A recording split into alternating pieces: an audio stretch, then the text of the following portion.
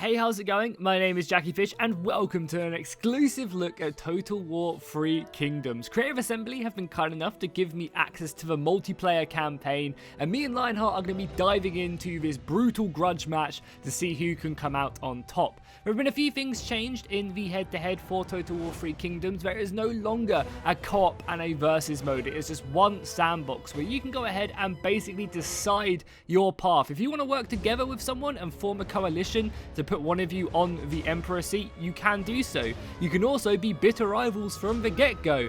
There is also a lot of grey areas in between that where you can kind of work together with each other towards the early game and mid game and then backstab each other as one of you wants to become Emperor and so does the other, and then you can clash out towards the end. I feel like in this campaign, me and Lionheart are probably going to be a little less likely to work together and look for some early conflicts because I'm playing as Liu Bei and he's playing as Cao Cao, so we start extremely close to one another. I think there is only 2 commanderies separating us, so I think conflict is inevitable. As well as that, we get some events that make us go to war kind of early on, so it should be very exciting.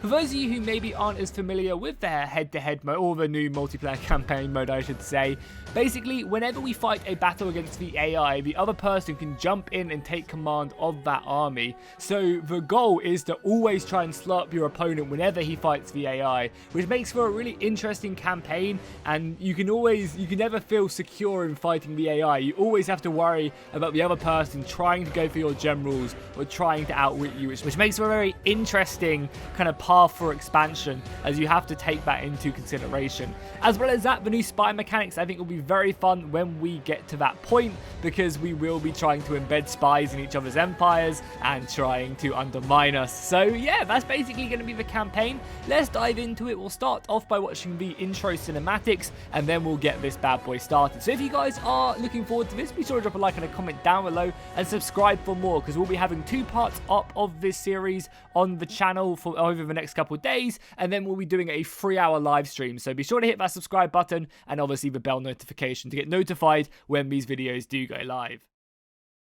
Embers rise, stark against the night. The tyrant Dong Zhuo wields the flames of destruction. Luoyang burns, chaos ignites, as the power of the eunuchs is crushed. In the pyre, the hand falters. Yet the light of the dynasty still simmers in the hearts of its last descendants. Liu Bei swore an oath with his brothers. They pledged their lives. They will defend the Han. Nobody else can. Luoyang lies in ruin, my lord. 东贼残暴生灵，百姓岂得安生？ Dong Zhuo has fled west to Chang'an, with the young Emperor Xian his captive. 备无力救陛下于险中。 The coalition delays and wastes time. You are poised, ready to strike now. 然天下人黄金猖獗，匪盗横行，备必当伸大义于天下，还百姓以太平。 Your sworn brothers are ready to fight. Their oaths were bound long ago. Dong Zhuo's treason must face justice. We are arrows on the wind, my lord. We fly wherever you command. Okay, let's get this first go underway, because I don't actually start with a settlement. You start with one, right? At the beginning. All the cool kids do. Yeah, okay. So I need to actually plan where I can go, because I only get, I think, an iron mine around me, so I need to try and secure that quickly. Yeah, although, Mr. I don't start with a settlement. You start with 3 insane characters. Yeah, three pretty good characters, because you only start with 2, right? Yeah, I only start with 2. I mean, I've got a third, another one that's a legendary character who's awesome. But you've got quite a nice selection there from the get-go. Yeah, they're very good. And by the way, if anyone watching from my point of view, we're just kind of auto-resolving these battles early on so we can get to more of an interesting engagement in this episode, as we're only going to be going for like an hour, so we want to try and get to a point where we're having much bigger battles, whether it's against the AI or one another. But fear not if we don't get there this episode. We'll be doing another video in a couple of days' time, and then 3 hours worth of live streaming, carrying this on to see sort of what big clashes we can have with one another, or maybe what big coalitions we can have with one another. There's no need to be at war with one another. We can be good friends. Send out the spies. I mean, what? Well, the nice thing is there's none of that right away because we have to wait until we get to the 2nd rank to actually do spies. But gotta build up. If you just suddenly see Guan Yu in the spy selection, you'd be like, oh, I'll totally pick him up. There's no way that he'll be a spy. Yeah, you're sending him on holiday to my court, right? Exactly. That's how it works. Cool. So I need to get some troops up and running ASAP because I still need to march down and take a city. The nice thing is I can annex as Liu Bei. I can annex all Han territory and I just give up some of my unity. And I start off with enough unity to annex a province to myself. So it's quite a useful one to grab good. Early on. Yeah, so you've got unity, I've got credibility, so I can start proxy wars, which is quite fun. But I need a bit more credibility before I can do that, so I've got to build it up a fair bit. Or I can dabble. Do you get any other bonuses from it, like if you just get to the 2nd and 3rd rank and kind of stockpile it in a sense? Well, as it increases, it actually slows down the rate at which I gain more credibility. So there's kind of an incentive to spend it once you get to a certain level of credibility, because you can use it to basically influence opinions, similar to how the High Elves work in Warhammer 2. You can influence other factions to like you, or other factions to like each other a bit more, or hate each other a bit more, or worsen their opinion. That's relatively cheap for my credibility use. And then Proxy Wars, I believe, costs 75 credibility. So I have to save up a fair bit to unleash that Cao skill. Currently just... But, you know... Oh, sorry. I was going to say, I wouldn't use any of that stuff on you, though, right? Oh, totally. Totally. No. Currently just getting some nice trade agreements going, because it's a great way to have money flowing into the kingdom, especially because I don't have a main province quite yet. Having a quick look at my reform, see where I'm going to tick out first. Oh yeah, I'm excited to fill that out. It's always so satisfying when you just see the branch, increase. It's cool. All the cherry blossoms blooming. Indeed. Well, I think that's my first go. Did a bit of diplomacy, got some trade, took my first province, mustered some more troops. Beautiful. It's gonna be interesting as well if we do go to war with each other early. Whatever the circumstances may be. Are you going to be able to contend with my early game prowess of Guan Yu, Zheng Fei, and Liu Bei? I might be declining those duel requests. Yeah, I think I'm going to have a really, really quick turn because I literally don't have much to do. I'm just mustering. I've done my diplomacy already. I don't know. Then. I don't know. I don't know whether I should move my army or just stay here and keep the mustering bonus, because it's really nice. The extra 10% replenishment is just great. I think what I'll do is wait. It's winter soon, isn't it? As well, winter has come. I think what I'm going to do is I'm just going to stick here, help kind of my army muster up, and then I'm gonna move out and try and take the Han territory. I am also at war with the I'm also at war with the Yellow Turbans to the north as well, so I have to be kind of careful that they don't attack me. Surrounded, because they've got a temple to your south. Settlement's growing, so end the turn. We just need to dive on over to the farmland, complete the commandery. Oh, that's very nice. If you take the farmland, I literally only have an iron mine right now, and I'm bleeding money, but as I said, we'll wait out the winter, and then we'll make our move, because I'm still waiting for a couple more units to replenish and do their thing. I can't afford to recruit anything else either, because not having a steady income, I just have to be patient and then move out. Fair. Oh, Han Empire. Okay, they're going towards Wang. Got a livestock farm there. I could go straight after that, but I'd rather focus on completing my commandery first. Yeah, it definitely seems like you've got to be pretty careful with your armies in this, because if you do lose them, it will take you a long time to sort of gather the forces back up, to pull your troops back together, or muster brand new forces. So there's quite an emphasis on looking after your units. Yeah, I fully agree. You have to kind of, at least in the early game, you have to be very cautious about committing your army to to an assault, because there's actually a really funny story when we were playing like a test campaign just to make sure everything was a bit like okay and running smoothly. We were just auto-resolving battles, and I think on the second turn I actually ended up losing Liu Bei. He was just killed on the second turn, and Guan Yu took over the command ship of the faction. It was quite funny because I was just going from battle to battle auto-resolving, and Liu Bei was Can you do wounded. that again, please? Yeah, definitely not. Liu Bei will be protected to the bitter end, I think. Ooh, I actually start off with that pop growth reform already. Oh, you've already got it unlocked. Yeah. Nice. So I guess, I mean, I've already recruited most of my troops, so the recruitment cost is probably not that necessary. More trade could be nice. I could get some trade with the Kong Rong, but I think the extra income from peasantry, just a good one to always grab this early on. Yep. And again, Nice another early turn for me. I'm biding my time right now. Yeah. And we'll end the turn again. Should say, anyone watching my video, if you want to see Jackie's perspective, I'll make sure there's a link to it in the description, so do go check out what he's up to in his turns.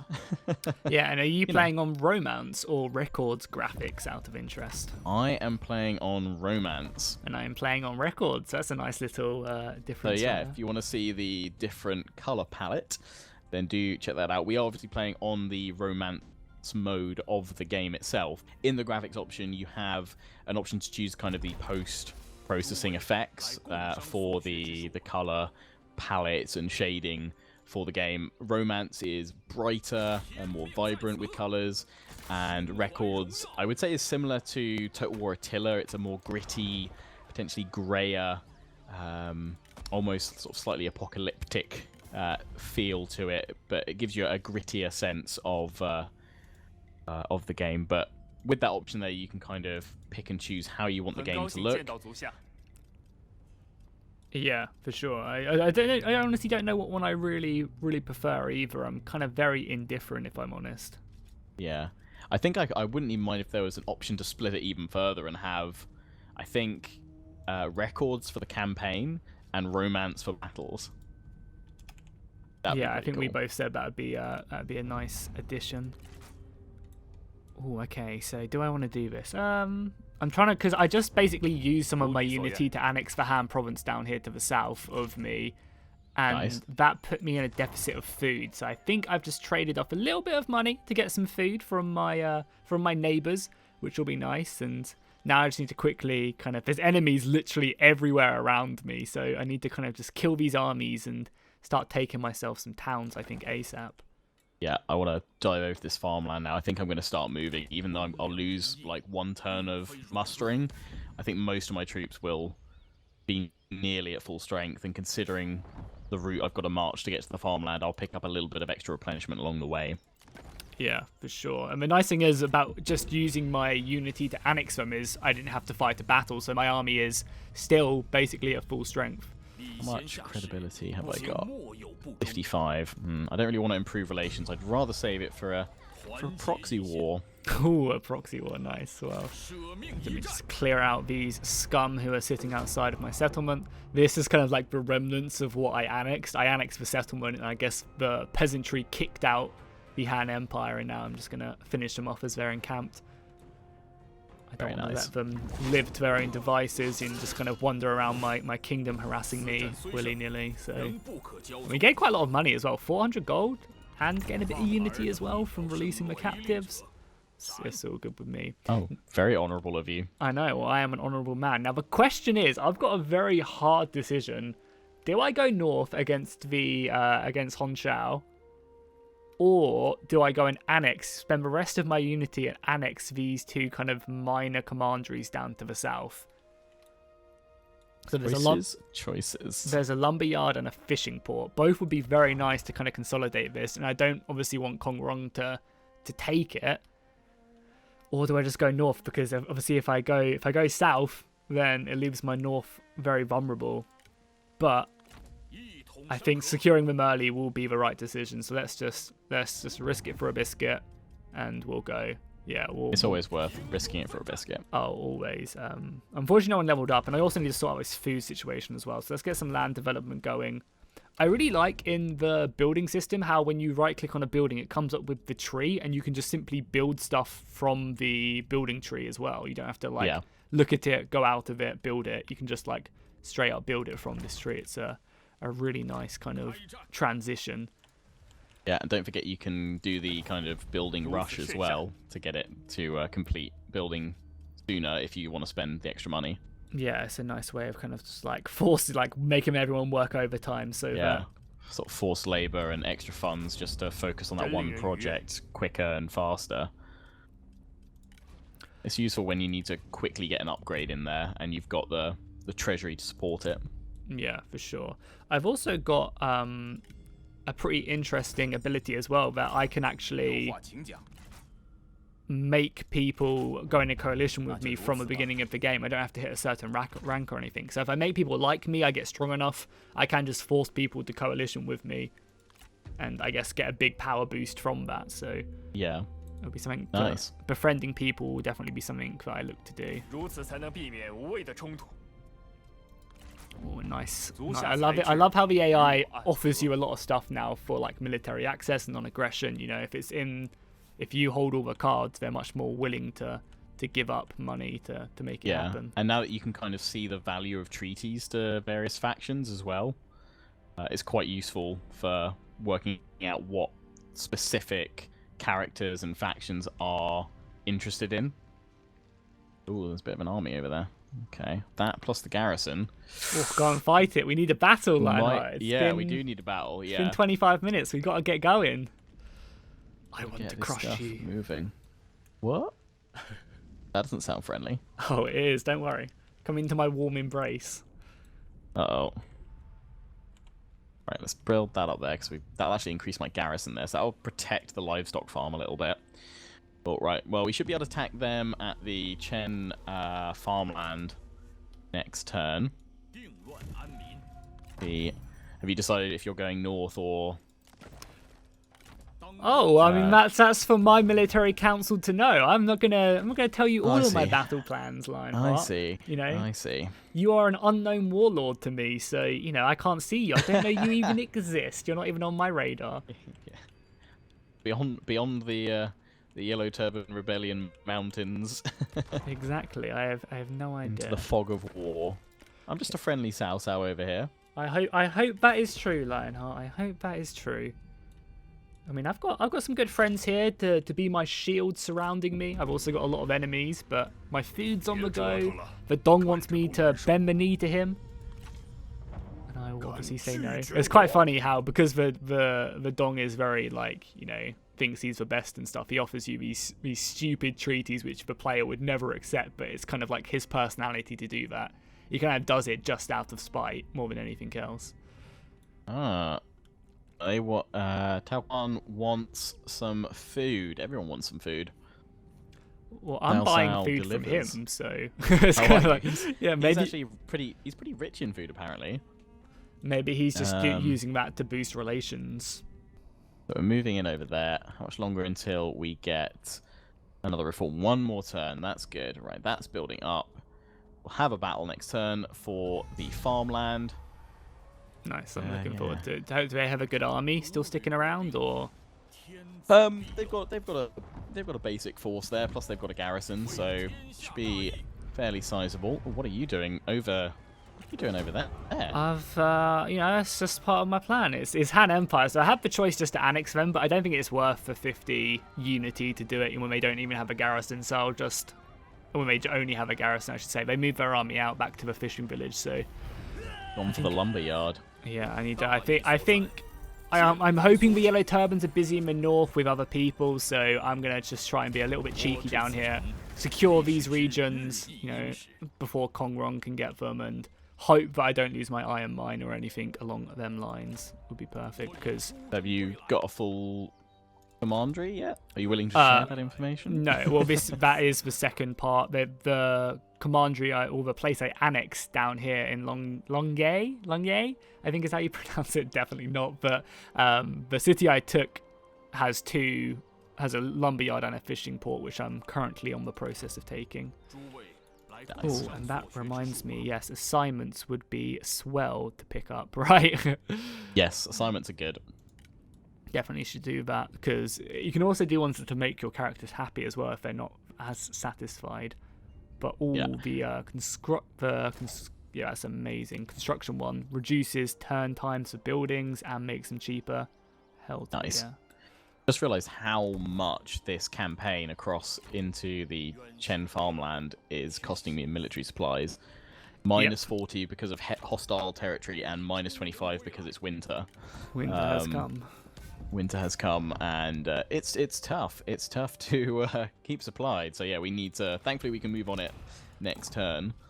Capture that farm. Oh, I've gotten a ton of accolades as well. Some pretty good ones as well.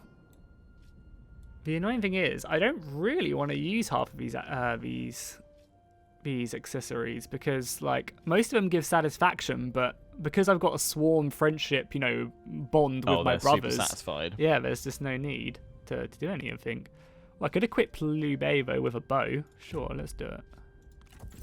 Oh, but also that's pretty nice as well. Boost to ambushing. I'll give him a bow, see what he can do. Yeah, sure. The Han do have 2 armies as well. If they combine them at the fishing port, we could have a pretty nice battle on my side of things as well. So hopefully the battles are going to come in thick and fast. Yeah, just building on up. Have some battles to last through the rest of the episode with. That's how I'm using it. I was just double check. Oh, thankfully he's not reinforcing this for some reason. Oh, that would have been crazy. It's pretty close. Actually, you outnumber me with the forces you have. Oh yeah, definitely we'll fight. It's going to be a close victory. Let's fight this battle. This could be. Yeah. I'm kind of worried that because you're going to be fighting this. Yeah, that's what it's all about, right? If it's a close battle, I feel like we have to fight it no matter what. There's no auto-resolving around, yo. It's a kind of a close battle, we'll just auto-resolve it. If it's an auto-resolve, then we definitely let the other person fight. Because that's what this campaign is all about, you know? Us trying to undermine each other even before we get to fight one another. Definitely. Right. Do I have reinforcements out of interest or not? You will have reinforcements, yes. Although, actually, no, you won't. I'm attacking the settlements, so they'll all be deployed. That you currently have is everything you've got. Okay, good to know. Giving you some bit of a heads up there. Yeah, that's what you got. It's a pretty interesting map, actually. I have a few defense. You attacked me, right? So I have a few defensive positions. I can use this lake. Yeah, let's use that. First blood. Yeah. You guys will notice that we are on ultra unit size, not extreme. We found out that the early access build of the game that we have doesn't have extreme unit size enabled for multiplayer campaign just yet, but it will be in, obviously, for the game's launch. Yeah, but other than that, everything on ultra and what have you, graphics-wise. Okay, so are you using the tree and the rocks? Exactly, Nice. I've got to use the terrain to my advantage. And there's quite a few places where I could have formed up my army as well, which was nice, which would have given me like a strategic defense. I could have just formed up in the farmland and used all of these houses to like block you from enveloping me, which probably would have been the smarter decision because you have some really good cavalry at the beginning of the game, which have just come into view. Yeah, my heavy tiger and leopard cavalry, which are just glorious. They're all-rounder units, so they don't, have a unit that's going to counter them perfectly, and they can be used in quite a few different situations for not only running down archers, but also smashing into your infantry line is good. Alright, archers, begin the bombardment. Yep, I mean, I'll be returning fire any second now, so don't you worry. Archers do some serious damage in numbers as well if you're not careful.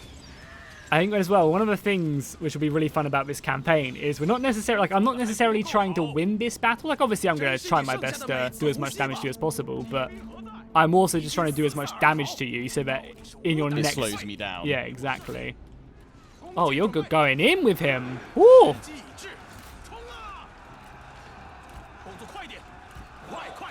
That one guy is just diving in. Yeah, he's going for it. Oh, my archers are getting shredded, though.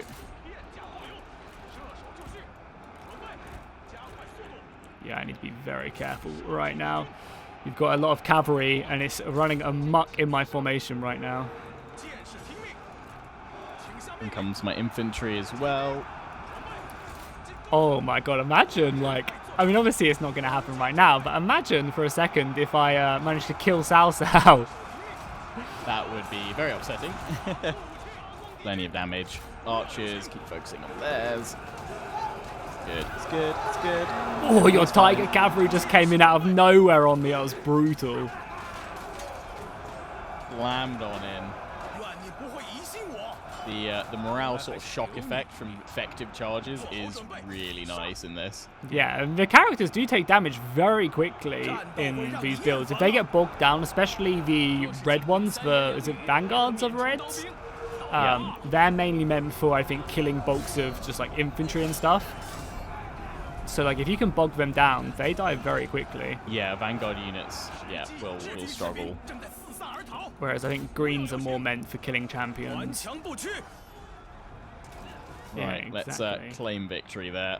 Well, I don't need to worry about chasing them down because it's for a settlement. I've got 1,197 remaining after that. Oh, look at that. Yeah, plenty of money. We're just going to occupy, complete our commandery. Now I've got to look at this chappie. He has taken a bit of attrition, or maybe they're just not fully mustered. I need to go have a chat with you, though, in diplomacy. He's to my south. And end the turn. And you say you've got a battle coming up as well now. Well, maybe. It depends what the Han are up to. Also, I kind of feel like bad. Like, I've completely neglected my north. And I feel like that's going to come back to hurt me. I also just got an event as well. As me and my brothers are becoming closer and closer. So that's good, you know. Our eternal bond is gonna stay true. Let's move on. So they do have an army here, but if the balance power is so in my favour. I mean, we could just fight it if you want another battle, but I mean, it's a fairly easy one. Like, what the numbers involved? I've got 2,000. They've got 1,400. So it's really a simple battle. I can just auto resolve it and hopefully look for a bigger one. Okie dokie. Close victory. Oh yeah, that's fair. I mean, it'd probably be, in the end, pretty similar to what we've just seen anyway. Yeah, that's true. Hopefully we'll get some bigger battles. You did say the yellow turbans are yeah, if that attacks me, I'm gonna be very, very worried. Oh, it's awesome as well. I gave Liu Bei a bow on his back, and he's actually wielding it. You know, you can actually see it on the campaign map, which is very nice to see. Didn't see this before. I've just zoomed into the farmland region, and you can see lots of little workers working little fields. Oh, that's cool. That's really cool. You get Very like nice. it's the same for the livestock farm. You can see Oh yeah, you can see cattle out on the map to sort of reflect the resources. Yeah, on my side really of things, a lumber camp. You got some dudes soaring away, and you actually see in the distance as well. There's some deer in there, and there's a guy with a big old tree on his back running down the roads to, I guess, take it somewhere. Strong at the moment because we only just took the farmland, so they're still mustering up. So that farmland would not do a huge amount for me. Nice. Well, I've just gathered up I just got the foreign envoys to give me an extra trade route because I have Komrong and Tai Quen by me. So nice. I'm going to try and make a little bit more money to hopefully, support my foreign endeavors as I abandon my starting province pretty heavily. Yeah, I mean, he's giving me like 1,500 gold. I mean, it's a one-off payment, so I imagine I could probably get more over time, but hey, I'll take it. 1,500 gold allows me to upgrade a few buildings, and maybe we change up a few units from my original roster. Because as Liu Bei as well, I get 50% off peasant units, so I can really like spam them out early on in the game. So I can like have a pretty tasty force of just, awful units, but they don't cost me as much. Yeah, you can muster large militia forces quickly and very cheaply. Yeah. Exactly. I was actually really surprised by Yuan Shao that you can actually do a pretty effective job at, having like kind of not peasant armies, but weaker armies with his abilities. He has just gone away. Although, hello Yuan Shu, he wants me to acknowledge his legitimacy, and he's willing to pay for it. Ooh, and you know what? Right now, I'm not in a position to contend that, so why not? You're going to anger the big boy in the north? I'm not going to anger him. I'm going to acknowledge his I mean, that's Yuan Shu, though. I mean, Yuan Shao's not going to be happy with that, right? If you acknowledge his brother. I can spin a web. Oh, okay. Here we go. Here we go. I mean, if I was you, I wouldn't anger Yuan Shao because he's a meaty boy. He's a meaty boy. He is. Like, I would not do anything to annoy him. So if you're a braver man than I am, Cao Cao. 228. Yeah, there's a sweet spot. So we'll get a total of 2,280 to just acknowledge. And he was willing to offer me half that as a lump sum. So I'm going to propose that. That will, surprisingly, that will upset Dongzhou. Yeah. Oh, I wonder if the Dong will die in Arcane. Because they have said that there is a chance that the big Dong might not actually die. You know, he can live through, so it'd be very interesting to see what goes down with that. But my event has just popped, which is the death of Cao Song. Word has reached you that your beloved father, Cao Song, has been ambushed and murdered by the vile Cao Quan. There will be time for grieving later, but for now, your advisors are calling for you to act. So I can either crush Cao Quan and go to war with him, or I can bide my time. So Cao Song dies either way, but I can gain either plus 80 with Cao Quan, or I can go to war with him. This may be seen as an act of treachery. It will do because I did sign that non-aggression for some money. But I mean, he's just killed my dad. What I'm saying is, I'm good friends with Cao Quan, and if things go down, I'll be forced to intervene. Crush. War declared. Here we go. Whoa. Does this bring in the Wang as well, or is the Wang neutral? Does this bring the Wang? Let's take a look at what Wang is doing. He stayed out of it for now. I am untrustworthy now though, because I broke deals shortly after striking them and declaring war shortly after breaking deals. So yeah, that's fun. So minus 20 at the moment. So it's going to be tough probably for me to get more treaties to get people to do stuff with me now. That's always fun. But at the same time, I still have my ability to manipulate for both positive and negative opinion of me through my credibility, or I can instigate proxy wars. Well, I probably should look to bring my army back because Cao Quan is probably going to go after me soon. I'm hoping I can instigate a proxy war against him soon, though. But I wonder who I'll do that with. I mean, obviously it's the Wang, but isn't the Wang blocking you anyway? So he has to go through the Wang to. Wang is blocking me, so it's kind of like an early warning system for me right now. Yeah. I'm using the Wang as just give me a heads up if you see Cao Quan marching with an army towards me. He will light the beacons if stuff starts to go south. Yeah, I'm kind of hoping that this will give me enough time, though, to push and grab a little bit more territory so that I can hopefully muster a second force. Wouldn't mind investing some money into my city as well, because I can make it into a large town soon. Okay, I've gone like super balls to the wall, I think, in this.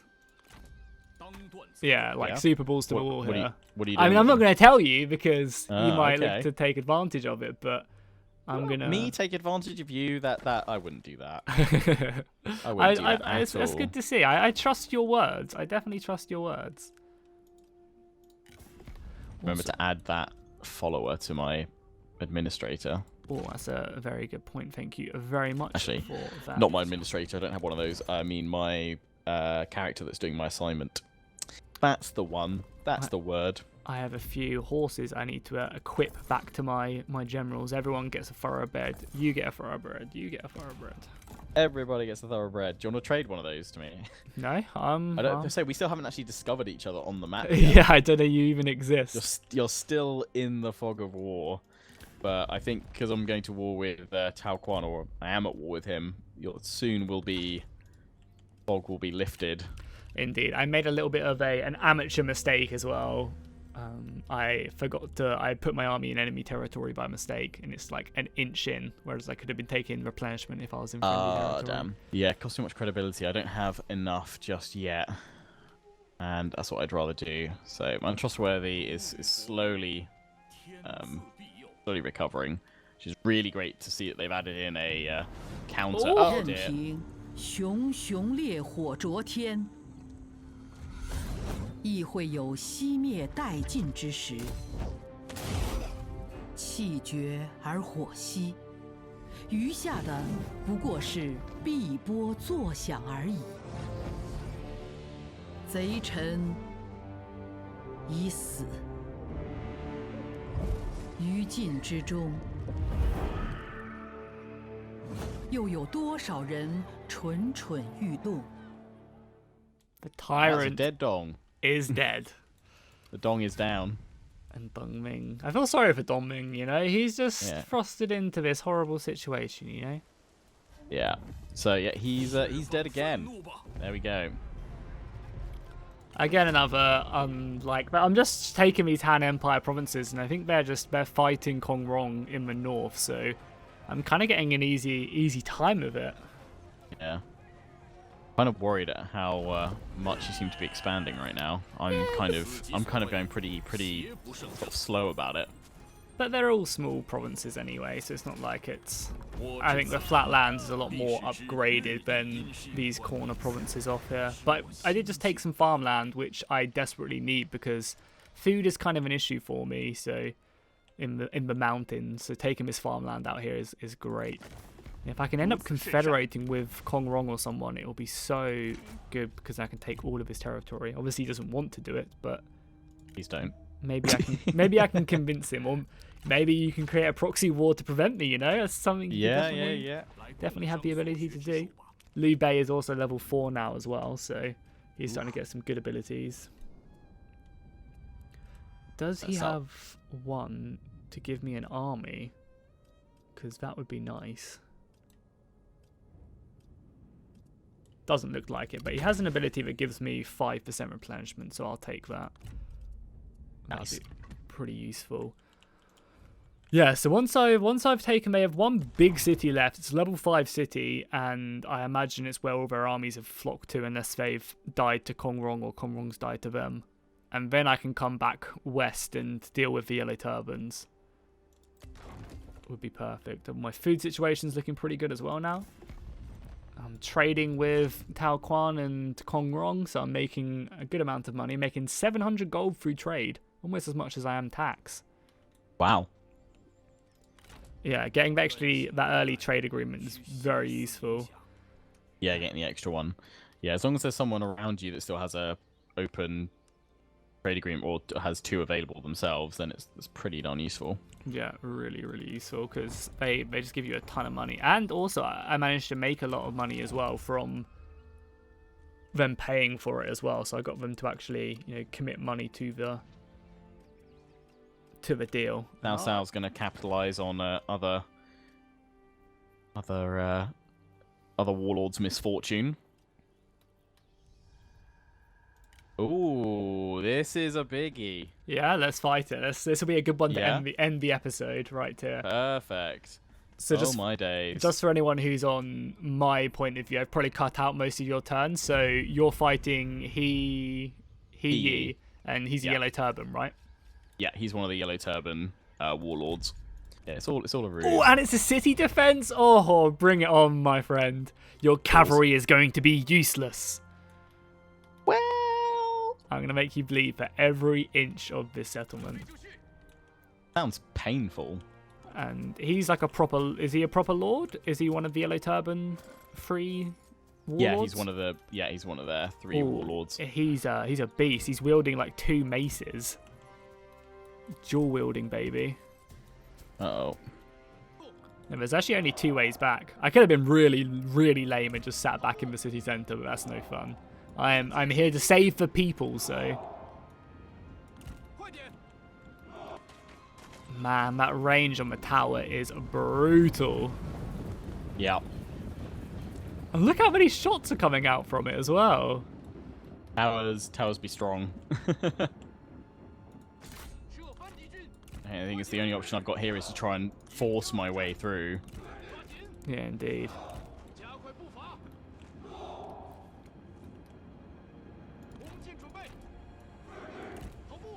Gotta move fast. Yep, if you stick around for too long, you are gonna you're gonna struggle quite a lot. Thing is, I've got to, as much as I want to walk my guys up, to sort of save their vigor. I've got to run them in. Your lord is taking a lot of damage. I know I'm not supposed to be helping you, but just beware. He is.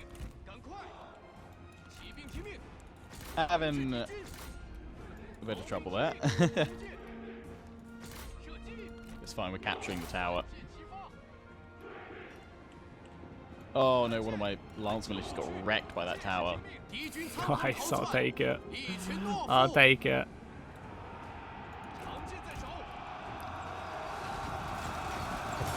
Doubt my infantry will hold on the walls, but I'm doing some serious damage to your missiles. Yep.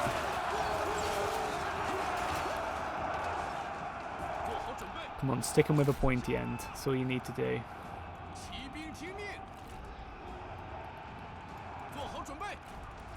I'm literally just using my men to slow you up as much as possible. The longer I can keep Cao Cao in the south, the more damage my archers do. Oh, okay. F in the chat for my archers. Yeah, pushing them back. Need more infantry up here ASAP.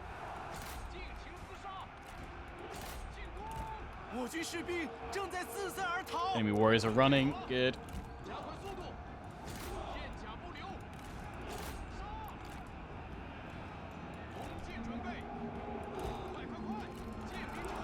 Oh, Cao Cao is very bold right there. Yeah, he's gone right in. Time to swarm him with everything. Go, go, go. Actually, I'll try and kill that other general. He's a little bit damaged. Everyone just surround him and go for it. Run away. No! Cao Cao took him down. Yeah, broken him. Ooh, Cao Cao's horse as well Cavalry is... didn't go through because of the barricades. Wow, that cavalry is... That horse unit that he has is awesome. Is that a special steed or is that just what he starts with? It's just the one he starts with. It's really nice.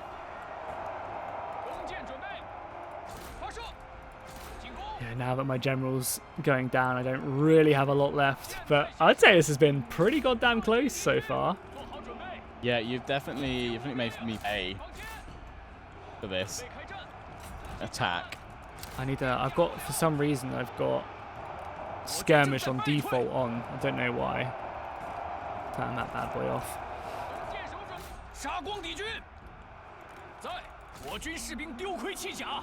But here comes Cao Cao! I'm definitely sticking them with the pointy end. But yeah, that cavalry charge is probably, that's probably enough to take me out. That cavalry charge is going to break it. Man, city sieges are difficult. They are brutal, yeah. Especially, it's cost me dearly to engage with you like this. The towers and the archer, like, I mean, just like spears in Three Kingdoms hold, you know? They're not just like, I guess back in... I just realised why this unit of spears isn't breaking. It's the Militia of Virtue, which are unbreakable. Oh, that'll be why. I was wondering, like, how are they still holding? brave men. Mount my general so he's not getting destroyed. They just got like bow staffs as well. Boy, yeah, this has been... I've lost a lot attacking here. Yeah, it's I'm definitely gonna think twice. Imagine like a walled settlement as well, man. This is gonna be, at least in the early game when we don't have really the best units. Oh, here comes the cav. Slamming on in. Victory is mine, a Pyrrhic victory. And yeah, I've paid for this conquest every step in blood of my forces. I've only got 458 remaining. Wow. I mean, this is great for me because whilst I'm off in the east doing my thing, now I've been super slowed down unless I can get some crazy replenishment going on. I gambled, and this was the risk reward of going in. But now you have a pretty nice... I have to hope he doesn't have another army that he can muster really quickly. Yeah. Otherwise, I'm in trouble. Occupy. Well, you killed him, so he no longer exists. Oh! Oh no, one-eyed exile. Zhao Hu Dun's eye is pierced by a straight arrow in battle. He pulls it out, plucking the eye from its socket with it. Essence of my father, blood of my mother, I cannot throw this away, he cries, and then puts the eye into his mouth and swallows it. Oh my god, that Okay. is horrible. So he's now one-eyed. But he has the ability to scare. That's I mean, that's a good trade-off, right? Has his Yeah. picture changed, or his picture was always him with an eye patch, right? No, it wasn't him with an eye patch. So his picture has now changed. So he's got an eye patch. Oh, Or it's just like it's blacked out. Nice. scary boy. There we go. The one-eyed exile he's now called as well. Legendary champion.